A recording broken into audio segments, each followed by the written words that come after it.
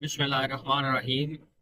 In the name of Allah the most beneficent the merciful. رات کو ایک آن لائن سیشن کے دوران ایک ڈسکشن ہو رہی تھی۔ انہوں نے ایک سوال پوچھا کہ ہماری زندگی میں بعض اوقات عجیب سے مسائل آ جاتے ہیں، یہ ایشو ہو جاتا ہے، یہ ایشو ہو جاتا ہے۔ جیسے روزمرہ زندگی میں ہم دیکھتے ہیں کہ اکثر ہمارے سوشل میڈیا پہ یہی گفتگو ہو رہی ہوتی ہے کہ یہ ہو گیا، وہ ہو گیا۔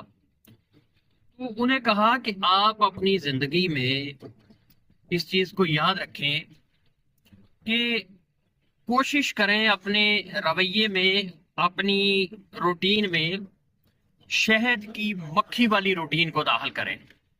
یعنی جس طرح ایک ہنی بی جو ہے، شہد کی جو مکھی ہے، وہ رنگ برنگے پھولوں کے پاس جاتی ہے، کھٹے میٹھے پھولوں کے پاس جاتی ہے، سرخ و سفید پھولوں کے پاس جاتی ہے، لیکن ان کے رس کو، ان کے نیکٹر کو لینے کے بعد جب وہ پروڈکٹ بناتی ہے، وہ جو شہد بناتی ہے، تو اس شہد کا جو ٹیسٹ ہے، جو ذائقہ ہے، وہ ہمیشہ لوگوں کے لیے فائدہ مند ہوتا ہے، ہمیشہ ایک جیسا ہوتا ہے۔ یعنی رنگ برنگے پھولوں کا رس چوس کے اس کو فائدہ مند بنائیں۔ اسی طرح روزانہ میں آپ کو بہت سارے لوگ ملتے ہیں، ہر ایک کی اپنی کیفیت ہوتی ہے، بس آپ نے یہ کرنا ہے کہ ان کی کیفیات کو as a information, as a data لے کے تو انالیسز کرنے کے بعد کچھ بہتری کی طرف جائیں۔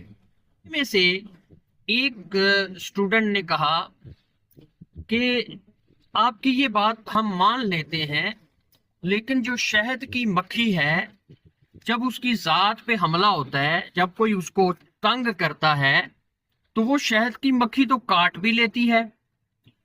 تو کیا ہمیں پھر اپنے رویے کو چینج نہیں کرنا چاہیے اگر آپ کی بات کو بھی ذہن میں رکھا جائے تو؟